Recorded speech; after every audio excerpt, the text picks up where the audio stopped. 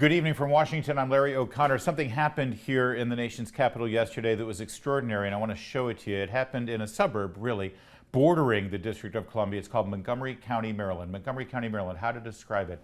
Think San Francisco without the trolley cars. Think West Los Angeles without the palm trees. This is the bluest of the blue, the liberal of the liberalist. It is left-wing, elite Washington, D.C. suburbs. And look what happened outside a Board of Education meeting when parents had finally had enough with the liberal school board. Watch. What do we want? All counts. When do we want it? Now. What do we want? All counts. When do we want it? Now. All of the mothers, all of the fathers, all of the sisters and the brothers, your voices will not be silenced. Yes. Your voices will be heard. We'll never be defeated. The parents united. We'll never be defeated. The parents united. We never be defeated. Shame on you! We will not stand for injustice! Justice! Accommodation for that conscientious objector, except only when the state has a very, very serious interest in enforcing. This is our country. This is our country. This is our country. This is our country! These are our tax dollars. These are our tax dollars. So what kind of issue can bring out 1,000 Marylanders, parents of every race, of every religion, of every gender? All 74 of them were represented there. What's the issue? Well, let's bring up one of the parents who were there. Bethany Mandel, she's the author of Stolen Youth, How Radicals Are Erasing Innocence and Indoctrinating a Generation. What a scene, and you were there, right? Yeah. So what was really interesting about it, so 1,000 parents, for your listeners and they can't see me, I'm a white woman and I was in the minority. Mm-hmm. The vast majority of the folks there were Black and brown. And what was really fascinating, something I learned yesterday, was that it was a Muslim fast day.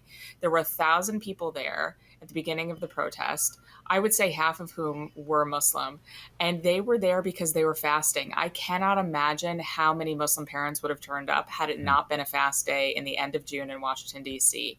And we had a torrential downpour right in the middle of the rally, and still about a quarter of the parents stuck around. Wow. And said, we're not going anywhere. And they watched the Board of Education members run out of the room and get into their black Suburbans parked outside because they locked the doors. They Wow. wouldn't let these folks in because it was a security risk, according to them. Can you imagine if the shoe were on the other foot and a Republican school board had closed a meeting to Muslim and Black parents Right. and said that they were a security risk? Yeah. Of course, they'd be so racist. It sounds pretty Yeah. Islamophobic to me. And the issue here, I think everybody should understand, is this school board, they have removed a parent's option to opt their child out of incredibly explicit sexual education.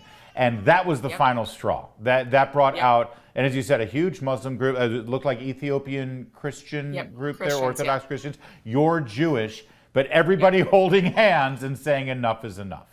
Yeah, I was standing there with a Muslim dad and a white Christian grandfather, and they just said, literally all we're asking is for the ability to say, we don't want you to read a book to our second grader called Jacob's New Dress about a transgender second grader. We're not asking a lot here. We're not asking you to change the curriculum. We're not asking you to pull books out of the library. All we're asking for is the right over our own children and to be able to pull them out of the classroom and even know about what's going on in the classroom, because Montgomery County won't even send a letter home to say this is what your kid is learning. They won't even do them that courtesy. They must have been shocked to see that kind of turnout. Honestly, I've been talking about it on my radio program the last couple of days. I knew there would be a turnout, not that big. Do you think that this will make a difference? I think it will. The next one is scheduled about a month from now. And the last one had, probably a tenth of this output. And so next time when it's not a Muslim fast day, it's going to be interesting. And what's also infuriating about Montgomery County is that they do this in the middle of the day on a Tuesday to try to deter people from coming out. And yet, on a Muslim fast day in the middle of the day on a Tuesday, they had 1,000 people turn out. This is a sleeping giant that they will regret. One of the images that I love there that just passed by is a young woman with a flag with a giant cross on it, and Jesus standing right next to a woman about her same age wearing a hijab. And you know, the left always talks about inclusion and always talks about diversity and equity. It seems like they've got what they wanted, because you're all out and together and sort of bonding over this one issue, and that's to push back against them.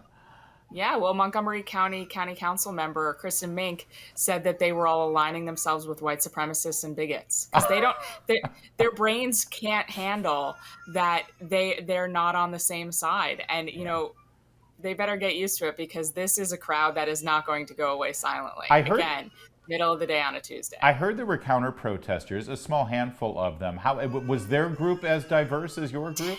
15, 20 people. And they didn't even really know what they were doing. They were sort of standing there like with rainbow umbrellas, like, we're here because the teachers union told us to show up.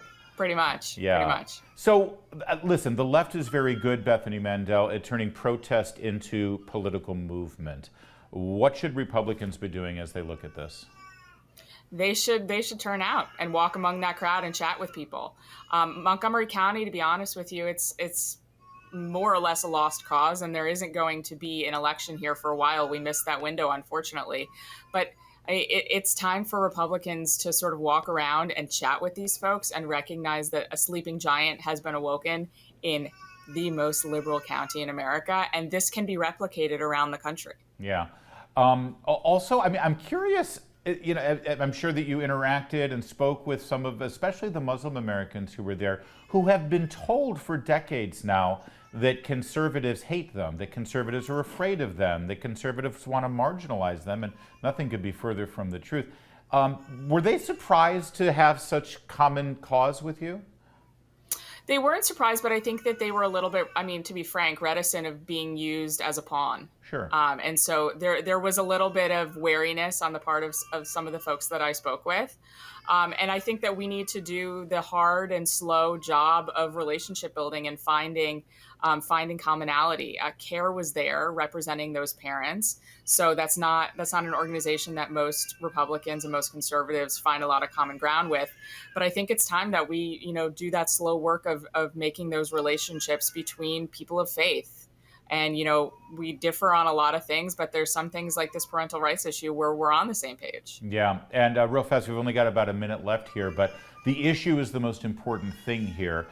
When is the school board supposed to reevaluate this opt-out? I mean, opt-out is such a no-brainer. Every parent should have the right to opt out in a government-run school, and they're so arrogant, they thought they could get rid of it. What's the timeline? Yeah. So, I mean, they're meeting again in July, and they think that they can just sort of steamroll this through. The fact that this has become national news, I think, is going to make it a lot more difficult for them. And hopefully, hopefully they sort of backtrack and realize that even in Montgomery County, there are limits and there are lines. All right. Well, clearly your husband isn't around to take care of that baby, so you better go do. You got to do everything in that house, Bethany. Go take care of your kid. We appreciate you joining us tonight, though. Thanks, Larry. That's Bethany Mandel. Her book is called Stolen Youth. Go get it. We'll be back in a moment. There's more to come on O'Connor tonight.